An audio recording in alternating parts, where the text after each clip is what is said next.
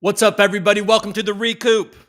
I'm your host, Cooper Daniels, and today is Monday, February 12th, the day after the Super Bowl, folks. If you watched yesterday, you're very aware of who I was rooting for in that Super Bowl. I was rooting for the San Francisco 49ers, led by Brock Purdy and a gang of other impressive football players. Man, what a disappointing Super Bowl. Again, for the love of God. 30 years, folks. 30 years since I've seen the 49ers become triumphant in a Super Bowl. I had to watch Jim Harbaugh not give the ball to Jim Harbaugh not give the ball to Frank Gore and force feed stupid Michael Crabtree against the Ravens in the Harbaugh Bowl. I had to watch the 49ers squander a fourth quarter lead against the Chiefs in 2020. And then I had to watch what happened last night. Man. Two things. If I'm going to give my Monday morning quarterback insight, why the hell did the 49ers move away from Christian McCaffrey in the second half? They finally got back to him when they needed to score, and it worked. Why did they move away from him so much? And then the much discussed new overtime rules where both teams get a shot. People don't understand why. Oh, this stupid thing isn't in place. So I'm now getting that echo. Hold on. Let me change this.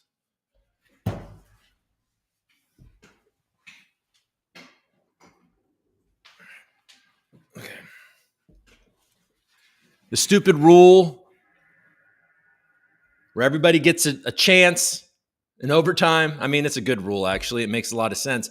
But the 49ers electing to get the ball first. Now, initially, I didn't disagree like most people, the people I was watching with the Super Bowl. Everybody's like, why would you take the ball? Why wouldn't you know what the Chiefs are going to have? You want to have the ball second in this situation. And I was like, well, I mean, if the Niners go down and score and then the Chiefs go down and score, then the 49ers have the chance to just win it on the third possession. But you have to account for the fact that Patrick Mahomes is Patrick Mahomes. But the 49ers got to the 5-yard line, and then they didn't go for it. They just got a field goal because obviously if they don't get it, but then the thing is if they don't get it in that situation, at least Mahomes is pinned in the 5-yard line, at the 5-yard line. I mean, it's very dangerous. They have Harrison Butker, who doesn't miss. So they just need to get anywhere, and they can move the ball. They're fucking magician. That guy's a magician. God damn it.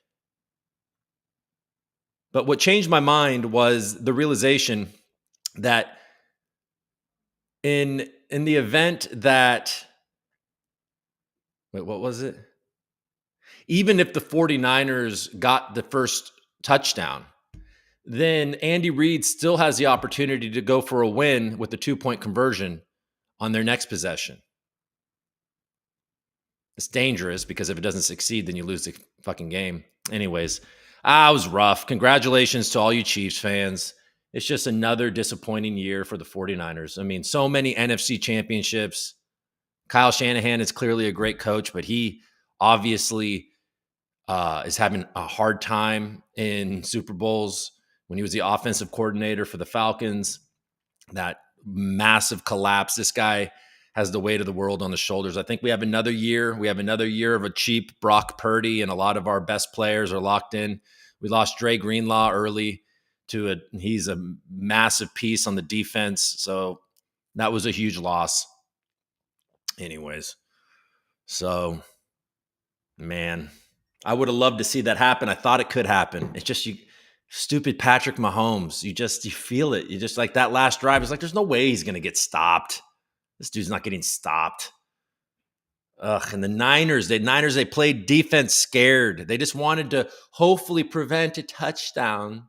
They just wanted to prevent a touchdown. And then that little cowardice, that pussyfooting around, they just moved the ball all the way down. And then he was wide open. It wasn't even, it's just wide the hell open. Damn. All right. You guys got anything to say? All right.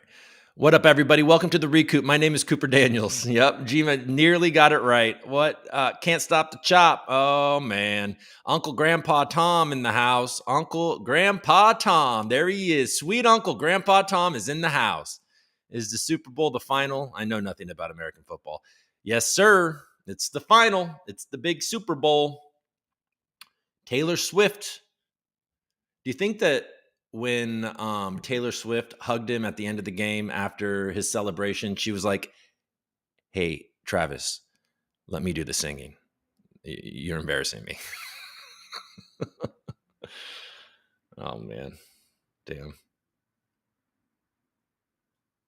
Oh, so close. Anyways, Uncle's on the up and up. Let's go. All right, Dan. Well, thanks for showing up, guys. Let's get into it. It is a good day. We got Bitcoin hitting 50,000. I don't know if it stayed above 50,000, but it certainly got above there. And that feels good. It feels good to all the Bitcoin holders and obviously the space at large. That means there's money. People are making more money. But do anyone else watch the Super Bowl with SpongeBob and Patrick? Yeah, Nickelodeon, they do something interesting, don't they? It's kind of fun. I was definitely embarrassed by his singing. He should have. I mean, imagine being Taylor Swift. The second time he did it was a little more organic, but that first time was like, oh God. You could just see it in her face. She's like, oh God.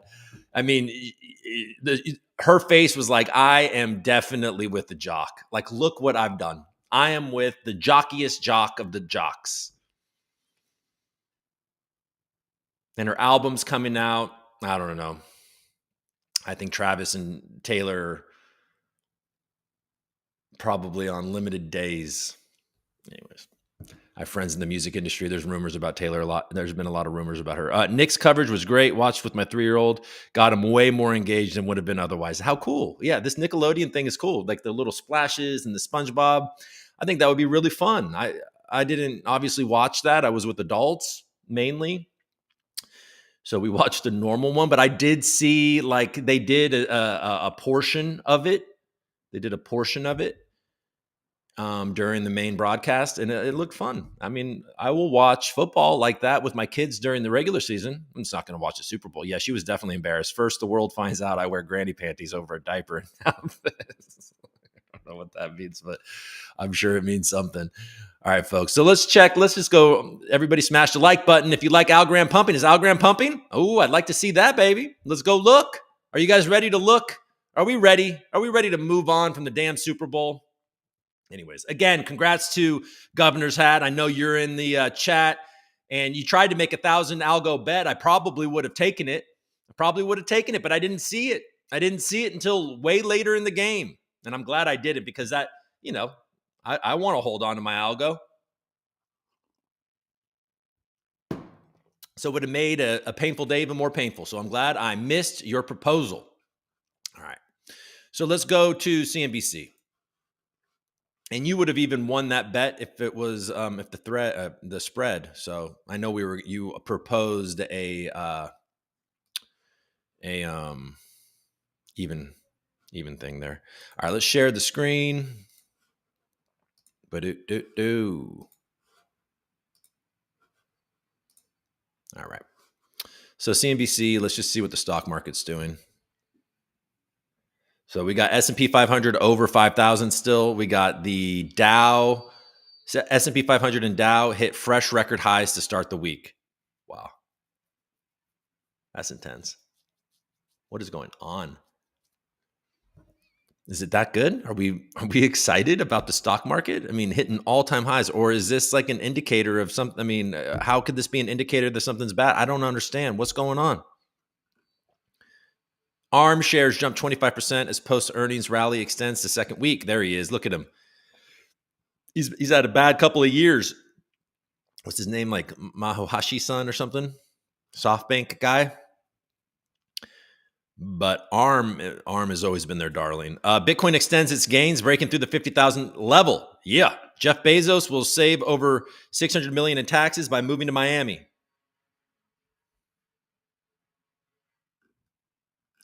Now, I know Biden's getting a lot of flack for the shrinkflation ripoff.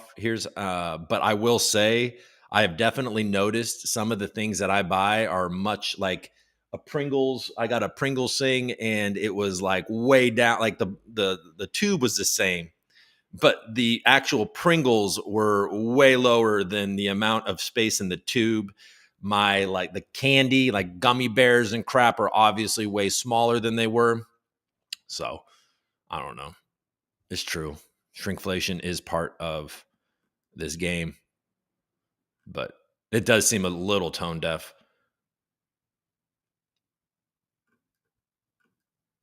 Plug. What is that? That's like green hydrogen, right? I did a video very early on about green hydrogen, and I talked about Plug. It's way down. Secretary Austin cancels Brussels trip for Ukraine, NATO meetings after hospitalization. That man is having some health problems. But Americans have 1.13 trillion in credit card debt. Oof. That's not good.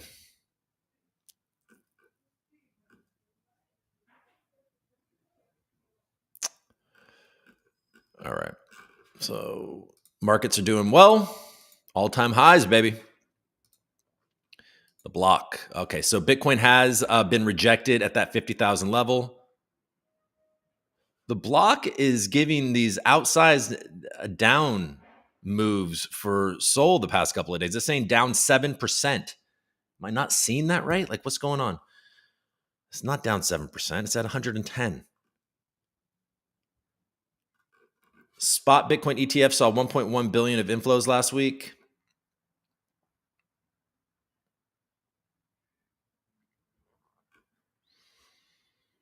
Yeah, Bitcoin is looking good, folks.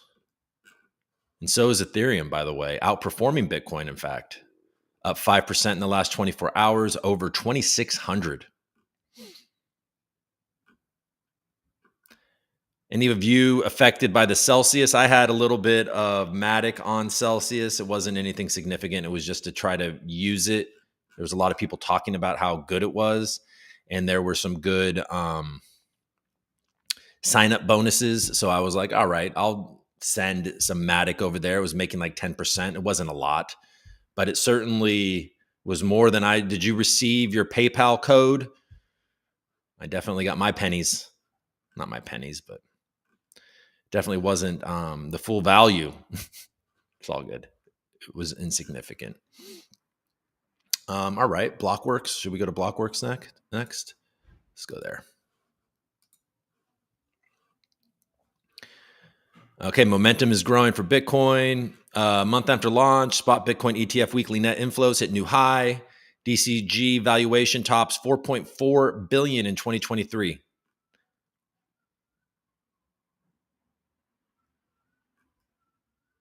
A month after launch,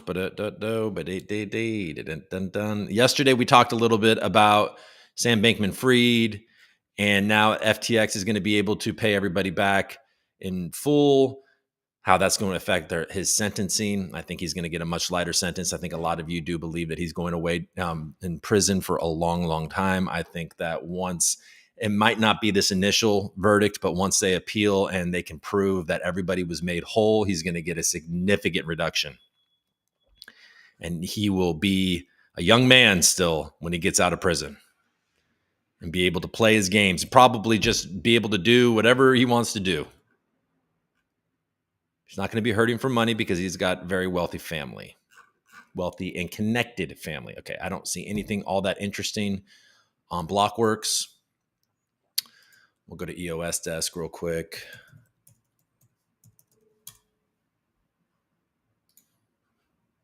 All right. So Anything? Okay. Craig Wright told by UK Start. UK Start. Craig Wright told by UK court to stop making irrelevant allegations as COPA trial continues. Tether and Circle's stablecoin purchases dominate in Argentina. So stablecoins, which makes a hell of a lot of sense because isn't the threat to dollarize?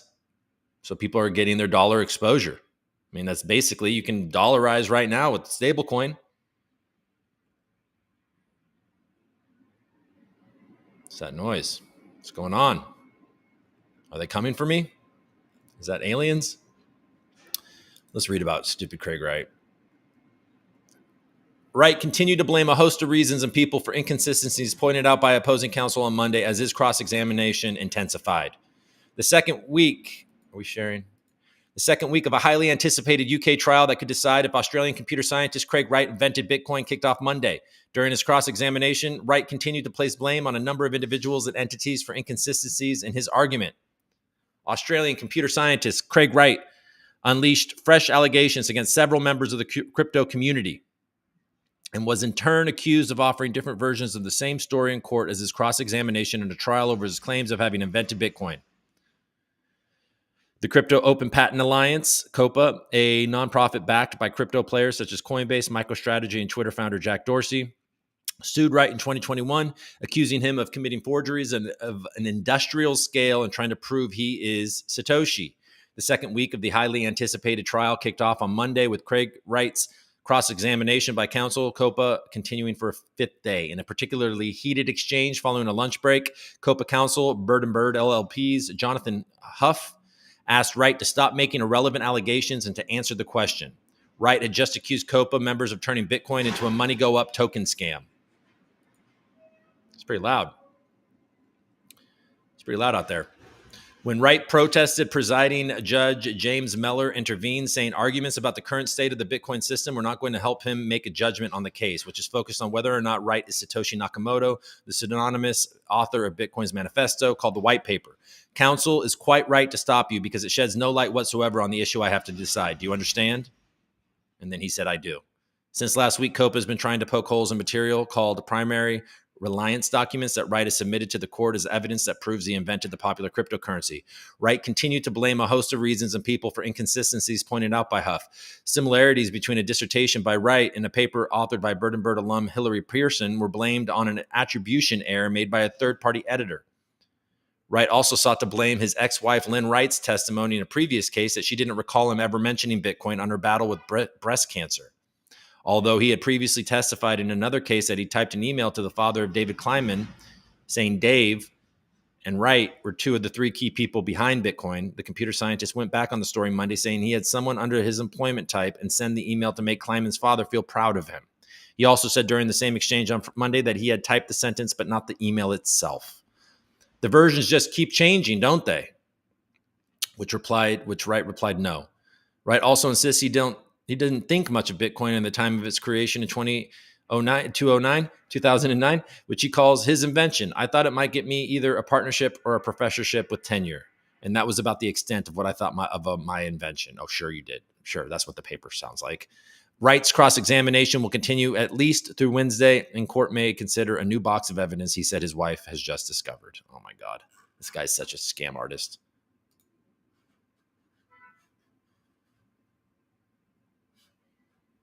Not a very good one. Good for COPA for challenging this idiot. Solana's second phone crosses 100,000 pre-sales, securing $45 million for development. These motherfuckers are doing a good job. Damn it. Just kidding. Guys, look, you gotta look at the scene and you gotta accept it for what it is. Solana's got a lead. Solana gains more than Bitcoin as traders speculate an extreme move is ahead. It's crazy with that looming. It's just like that FTX bag looming with them needing to pay everybody, including the IRS. Nobody talks about it. And when people do, they ignore it and they move on to other things because it's like a weird thing to talk about. How do you talk about it? It just seems like it's looming. Like all of this FTX, they hold 10% of the circulating of the total supply. It's a lot of Solana. It's a lot of Sol. And it's in the hands of people that could give a shit about cryptocurrency. Actually think it's a negative thing. They hate it. There's going to be no FTX reboot. These people are going to cash out as much as they possibly can. I know some of it's locked, but a significant amount is being released every month. They're going to cash out. They're going to pay all the lawyers. They're going to pay everybody. But maybe it doesn't matter. Maybe the market for Solana is so damn good and robust that it'll just keep on eating that sale pressure, and it'll keep climbing. So, I mean, it's not something to be short. It's not something to be short, that's for sure.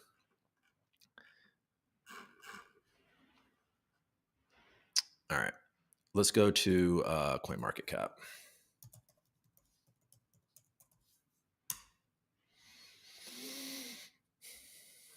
All right, so we're in greed again at 68. Joe Biden posts laser eyes meme after the Super Bowl, but it's about Dark Brandon. Everybody, it's not about Bitcoin. He was trolling everybody that thinks that he is behind the rigging of the Super Bowl, which is basically, it's just such a ridiculous, it's a ridiculous assertion. I know some of you probably believe that the Super Bowl is rigged, but it's not. I'm a very bitter 49er fan today, and I don't even think it's rigged. It's not rigged. Did you see the disappointment in those men's faces? Did you watch any of these interviews at the end? The pain is real. Those guys dedicated their life to a game, and they're playing it as hard as they damn well please. There's nobody that's going to offer them anything that is going to make them compromise the competition. And I didn't see anything done by the officials that would have swayed that game. And believe me, I'm a bitter 49er fan right now. I would have called out anything that I thought didn't make any damn sense. I actually feel like the officials did a good job in that game. And I think that the 49ers tried their damnedest. It's not rigged. Now, have officials and referees in the NBA, certainly they've proven that shit, that was gangster, but that was just because certain individuals were greedy. All right. So it's actually a rare win for Joe Biden and that troll, I think. So good for him. All right. 7 days. Over the last 7 days, Bitcoin is up 16%, 3% over the last 24 hours. High volume, and it's Monday. This is unique. This is a unique amount of volume on a Monday, 32 billion. That's high. Ethereum volume isn't necessarily proportionate to that, but it is still high for a Monday at 11. BNB is pumping. Solana is up 15% over the last 7 days, up at 111. Keeps on going. XRP is a little bit over 50. It's just been kind of in those doldrums. Cardano similarly, but it's up 13%, 3.5% over the last 24 days, but it's been hanging around 50 cents, but it was under 50 cents, I think, last we looked. AVAX living above 40. It's good for them. Up 17, almost 18%. Polkadot up 7%. Just kind of moving like with that second tier of guys like XRP and Cardano, Polkadot, and then you got the hot boys like Solana, Avalanche.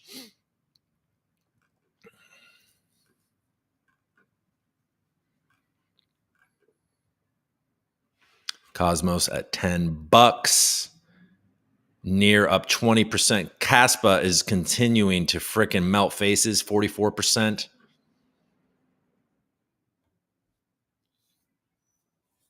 Stacks up huge, over $2. We talked about it. It's up 9% over the last 24 hours. Hedera, I saw a proposal from a community member in Hedera about, making price go up. I guess we can look at that in a second. We got to go soon though, because I got to run, but we'll look at that. Sui 11%. Thorchain's up 21% in the last 7 days, up in the mid fives. Yeah, everything is up a lot over the last week for the most part. Algorand over 18 cents. It's pretty good. Doing all right. It's up 13.5% over the last 7 days. That's kind of in that middle area, almost 5% in the last 24 hours. Not terrible. And then pushing a little bit down over the last hour. So number 54, but it's doing pretty good. All right. So that's that. How is the volume on Algorand? Yeah, it's pretty good. 66 million. That's decent for Algorand. It was down in the 20s and 30s for a lot of last week. So we got a 2x on the volume. We've seen 100 million plus volume recently, though, in 24 hours. So that's middle of the road. We've seen more downside and we've seen more upside. All right. Vestige. So there's a proposal by Folks Finance to switch up the community coin contest for the second half of this quarter.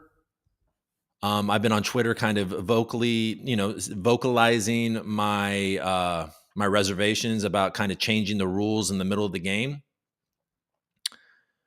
because the nature of gAlgo itself, because gAlgo, you have to swap. You can only swap it 1-to-1 evenly with Algorand at the end of every quarter. Otherwise, you have to swap out of it, and you are almost certainly going to be taking a loss in your algo if you swap out of it before the end of the quarter, because it usually trades at a discount to algo during the period. So if you lay out rules for the quarter for 2 rounds of this community contest within the same quarter, and then you try to change the rules, it's like you're changing the rules in the middle of the game. So anybody that participated this with Coop Coin and swapped into or participated in their liquid governance, thinking that this was going to be consistent, and they knew the rules, and they could see that Coop could win in a couple of different areas, or Akita could win in a couple of areas, or Casino, whatever. I just feel like it's inappropriate to change the rules in the middle of the game. This is something that you should do for the next quarter. Change the rules next quarter. I mean, I sympathize with the fact that they're like, okay, so all of these rewards are going to Akita mainly, by the way, and then Coop, and then to a lesser degree, Algorand Casino. I believe, was it Borg? I think Borg won 3rd place on Humble. Anyways, I don't necessarily support them changing the rules in the middle of the game. That's it. But I do sympathize with the fact that, I think the point was to incentivize community coins. That's why I was a little, I just was a little like, why is Algorand Casino, why are they in this? They're the top ASA. They're a project. They're not a community coin. They're members of the community. So is that the definition? Is it just ASAs in general that had a certain market cap that didn't get funding? I guess that was what the rules were. But it's not they're moving chips from their project pool, and they're moving it into this, and they had significant amount of money. Now, in the case of Coop, as far as I know, I'm not involved with any of this. It just was a bunch of individuals, and there were certain individuals that put a lot of their capital in order for Coop to win on some level, to get second place. And so to change the rules on them in the middle of the game you're seeing it on Twitter, it is disheartening. So, I mean, I don't support it, but I do support all of the different community tokens, and I support them adjusting these rules next time, when everybody can swap out a gAlgo at 1-to-1 and then proceed. You know what I'm saying? Yada, I mean. All right. Damn. Frickin' GORA. Look at you. Holy shnikes. 42 cents. They're pumping the hell out of that. Where are the buyers? Who's buying it? Because that's cool as hell. KubeCoin is right there behind Polka Gold, but Opal and GORA and Akita all nipping at the heels when it comes to TVL.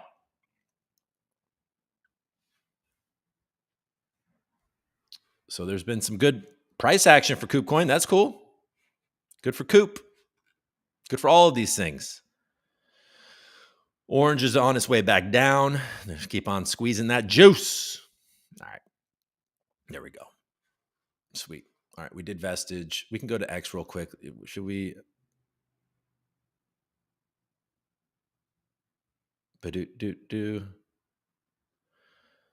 All right. I want to look at I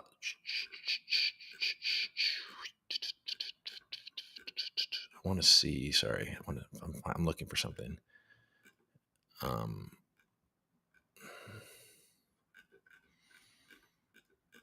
So just real quick, because I know, I tweeted, because I think that, there's this idea that, I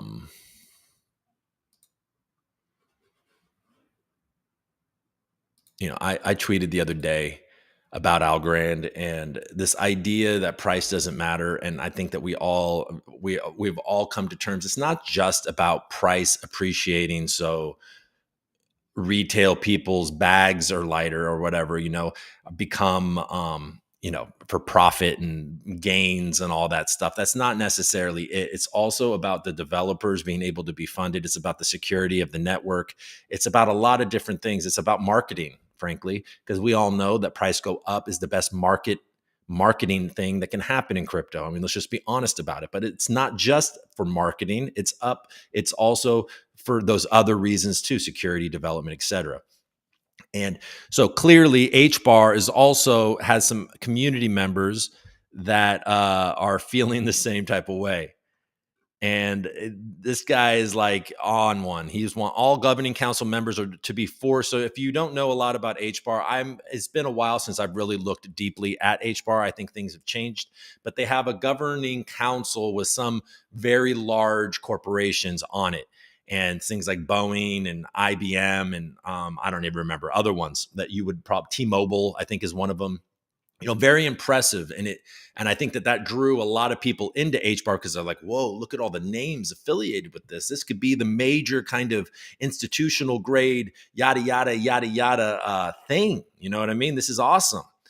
And I think, frankly, a lot of those governing council members were just got an offer to participate with very little downside. They just get a ton of tokens.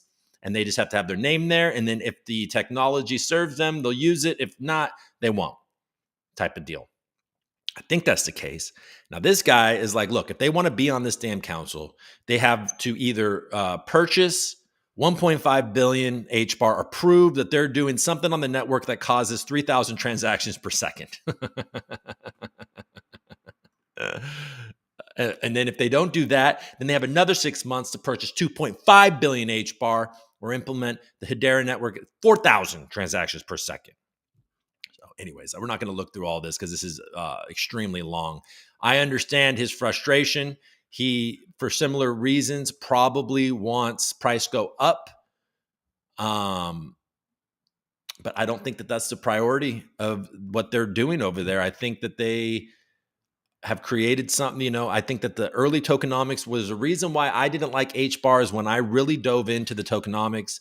And then when I really dove in, it was still, they still had a patent on the technology and Swirls was still getting a lot of payment for it. I think that, I know that they had open sourced it and there was a large sum payment for it. There's still swirls. It's just the tokenomics of HBAR have always made me not really want to participate. And I think as we go along, it's going to be hard for retail to stay engaged with that project because of that tokenomics but maybe they're building something really cool. I don't know. And then it will be able to, it will slowly grow. But this is the approach that Algorand has had. And Algorand neither did Algorand grow the way they expected it to. And it still has a chance, but it that type of bet in this world is difficult because of what this guy is upset about on so many levels is that the marketing and the excitement and the hype is what creates price go up. Because if you just leave it to the institutions and to people that are in charge on some level or have high positions that get lots of the token for their services, then they're just going to be constantly converting that to fiat and dumping on the people that believe in the mission. And if you want the price to really go up, you're going to need retail to come flooding in order to drive the price up, which is unfortunate. What ends up happening is those people with all the tokens will dump on you as the price goes up and kill that momentum. So you need a flood of hype, which would need maybe that price can go up and then people get excited and then a lot of people FOMO in and then it loops up. But with the tokenomics of HBAR, I'm skeptical. I need to look back. I could go back into it. It's hard to really find it all broken down. If you guys know where to look again, and you want to lead me to a lot of good documentation on HBAR's current tokenomics and whatever they have pivoted to, I would like to look through it again, and I can report back on it. All right. So you can tag me on Twitter, and we can talk about it there. All right. We're good. Okay. All right, what's going on here? HBAR, what's up, Kenneth?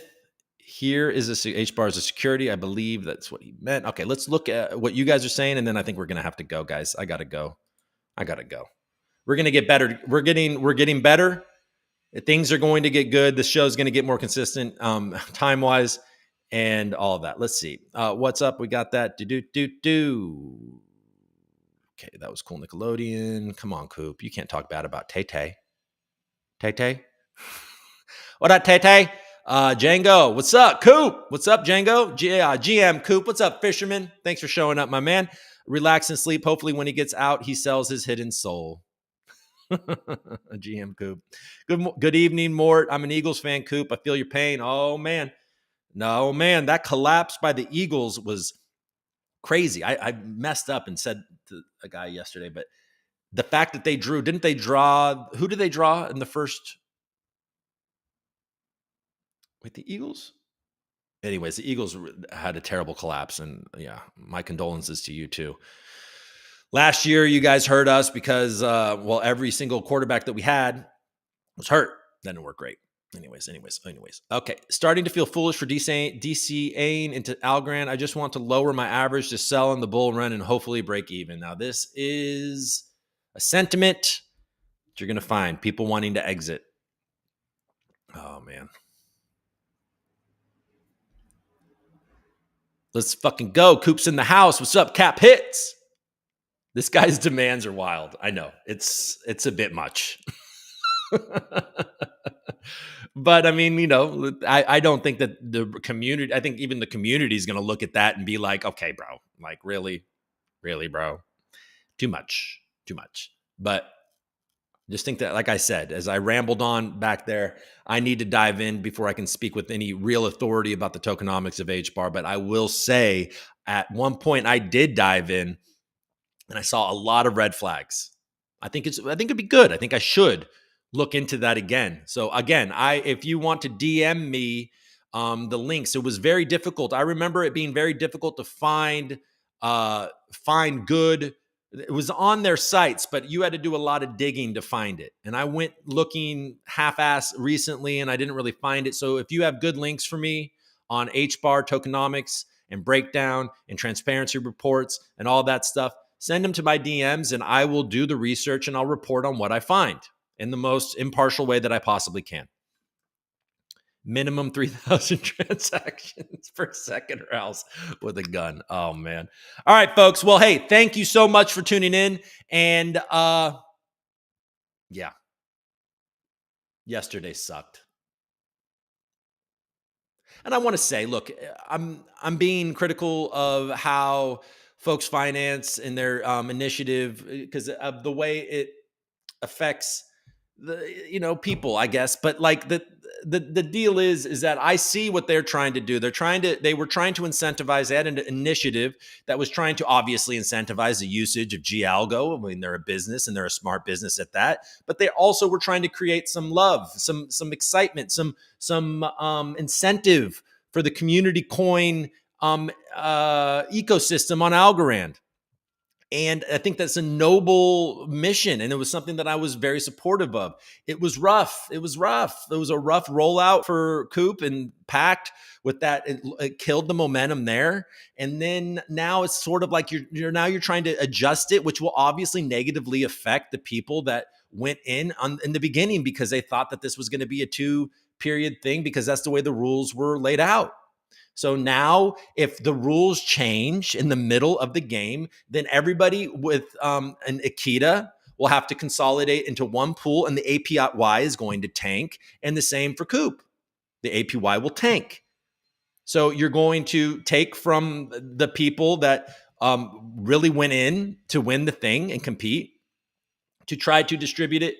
It's like you're trying to fix your program on the backs of the people that tried to, so it's just, it doesn't seem like the right way to do it. But at this point, guys, I'm tired. So, in the end, just do what the fuck you want. I don't know. I'm more interested in other things at this point. Like, I'm just tired.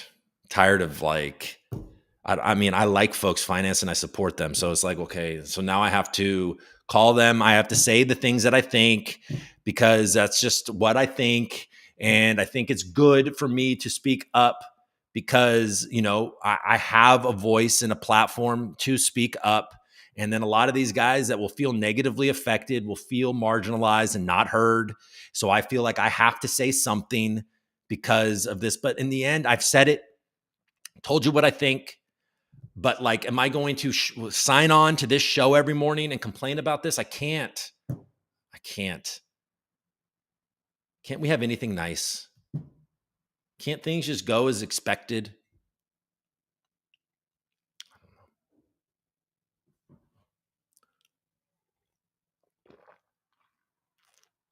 All right. Well, hopefully the Warriors bounce back and they get back into the playoff race and they surprise people to bring hope back to my favorite sports teams. My son's a Clippers fan. We're going to go to a good game soon. We're going to go to the Pacers game in March with really good tickets. That's going to be fun. They look really good. But we all know that the Clippers are going to disappoint my poor son. Why that child isn't just a Warriors fan with me, I don't know. But they look pretty good. We'll see. All right, folks. Hey, thank you so much. I'll see you tomorrow, which is Tuesday. It's Tuesday. It'll be February 13th, Valentine's Day Eve. Have you bought your loved one something? Does your loved one say that she doesn't like Valentine's Day? Does she say that it is commercial and she doesn't want to celebrate it? Guess what, folks? You still got to buy her something. Even though when she hates it, you got to surprise her with something nice. She doesn't mean it. She wants to feel special, especially when she goes out in the world and she sees all the flowers and all the girls and the things. You still got to do something. All right. So make your loved ones feel loved, folks. All right. Do you think the Algorand Foundation got paid for their HBAR partnership? I don't know. Remember, folks, overpromise and underdeliver. Uncle Sam. Changing it, I think, is a legal case. GFY, exactly. I'm tired. It's all bullshit. Thanks for speaking up for the little guys, Coop. Oh, man. Onwards and forwards we go. GFY, I know, man. Bucks and 6. The Bucks, I got to say, like, anybody that doesn't like Giannis is a weirdo. And I'm a huge Damian Lillard. I'm a huge Lillard fan. I fucking love that guy. Just like him. I just like him. I think he's an awesome ball player. So yeah, Bucks out of the East. I like it. I think a Bucks Clippers final would be fucking fun.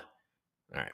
All right, everybody. Hey, I appreciate you guys. And we're gonna bounce back. I mean, Bitcoin is at 50,000. This is the time. You know what I mean? This is the time where we're in a transition. Are we going into a bull run? What's Bitcoin's dominance going to be?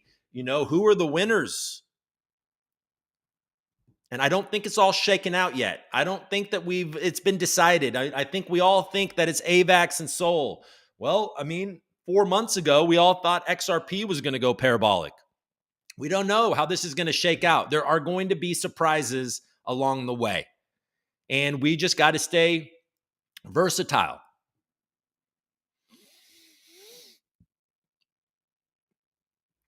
Yeah. You know what I'm saying? And don't listen to these scam artists on Twitter and YouTube. That's not me included. You can listen to me because I'm not telling you what to do. You know what I'm saying? I'm just trying to fucking cut through the noise. All right, everybody. I'll see